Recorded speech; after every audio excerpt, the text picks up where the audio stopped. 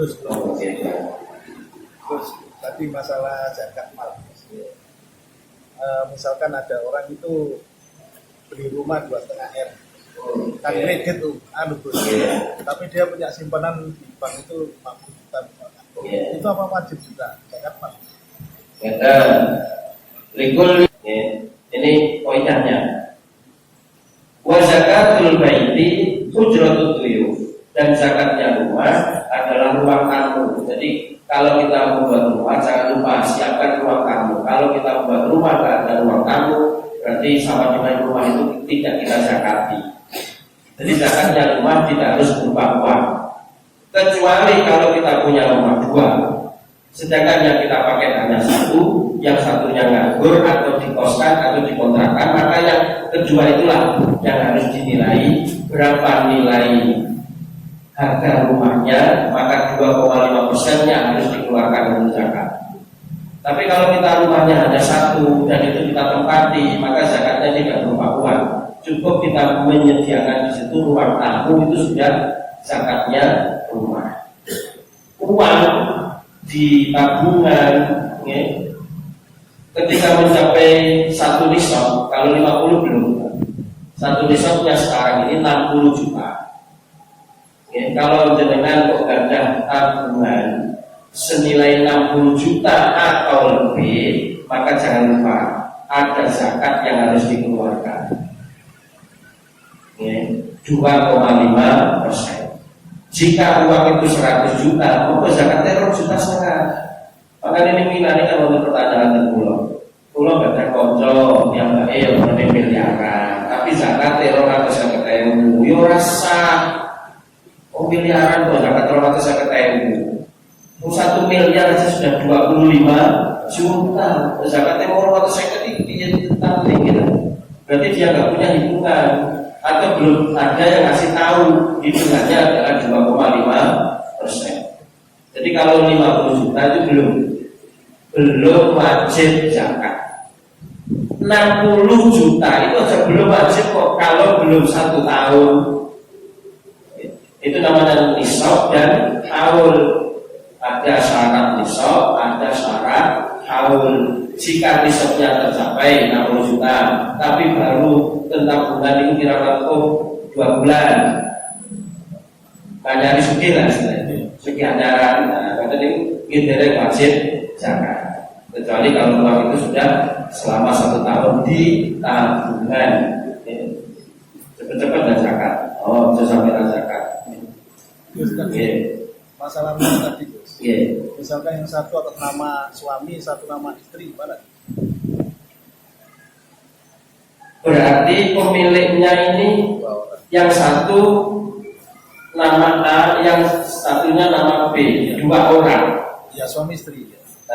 Karena 2 orang, maka berarti dia hanya punya 1 rumah. Suami punya 1, istri punya 1. Cuma nanti ditelusuri apa benar ini rumahnya istri. Jangan-jangan hanya atas nama. Kata saya kepemilikan saat ini loh saya. Rekening itu bisa asli pemiliknya 1, tapi karena takut ya ada pemeriksaan pajak, ya itu akhirnya namanya bisa namanya si A, namanya si B, tonggo-tonggonya itu. Nah, berarti kan tonggo-tonggo ini hanya nama saja yang dipakai, dia bukan pemilik. Maka pemilik yang sebenarnya bisa jadi 1 orang.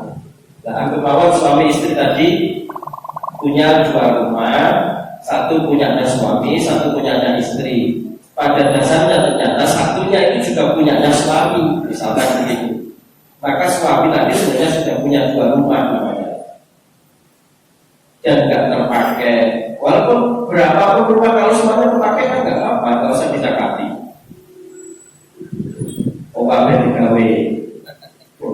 Terus digawe apa? Mungkin ya bokrong. Rumah 4, istri 4, gak masalah. Nek teh.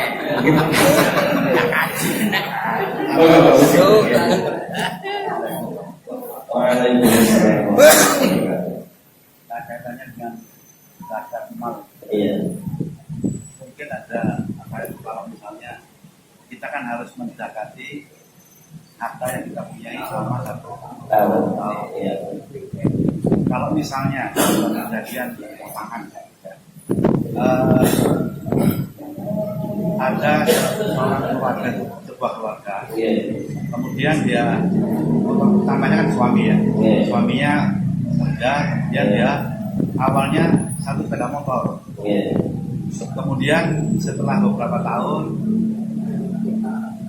suaminya beli motor baru, sedangkan yang ini yang lama itu dipakai untuk istrinya. Iya. Nah, otomatis kan setelah ini terpakai terus, kemudian motor yang pertama dipakai istri, itu kan berarti harus kita jaga. Motor itu tidak usah dizakati, karena kecuali kalau motor kita jumlahnya mencapai berapa yang sampai ketika dikalkulasi ketemu 60 juta, itu kalau kita pakai semuanya nggak wajib zakat. Gitu. Pokoknya ini nganggur itu betul wajib dizakat. Yang wajib zakat ini kalau sudah nganggur dan dipakai orang lain. Pengertian dipakai semuanya itu suami istri misalnya. Ya, suami pakai supaya sendiri. tidak ekstrim ya. Iya. Supaya nilainya lebih dari 60 juta. Iya. Kita pakai mobil 2, Iya. satu pakai suami untuk kerja, kemudian yang satunya dipakai untuk istri, Iya. yang bukan anak atau Iya. apa. Nah, apakah ini yang kedua ini harus juga didekati? Ya nggak usah, karena kan keduanya dipakai. Iya, cuma masalahnya begini, jika satu mobil kok cukup, misalkan untuk kerja suami dan untuk istri ngantar anak, misalkan hanya dengan satu mobil kok cukup, maka sebenarnya yang kedua ini nganggur sebenarnya. Cuma kadang-kadang menyiasati supaya tidak wajib zakat, keduanya dipakai. Nah ini yang masalah. Makanya kita tetap harus tahu ini kebutuhan atau menghindari pajak, bukan pajak zakat.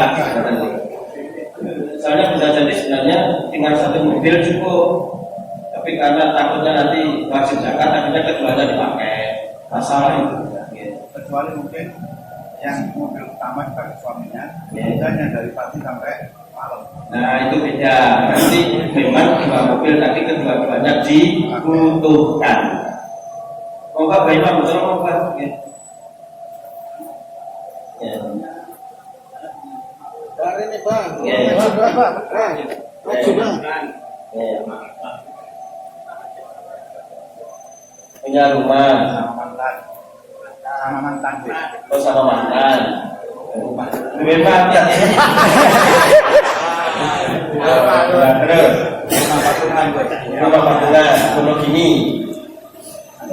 Ya, dan nanti kan tetap pengadilan agama yang membantu untuk beli rumah lagi. Makanya nggak usah zakat, karena rumah itu tidak perlu dizakati pakai uang. Soalnya kalau perceraian itu terjadi, tapi naudzubillah. Tapi yang namanya jodoh itu istri lah, itu urusan Allah. Itu pasti yang namanya pengadilan agama akan memutuskan kalau ini, walaupun istri nggak pernah ikut adil dalam pekerjaan.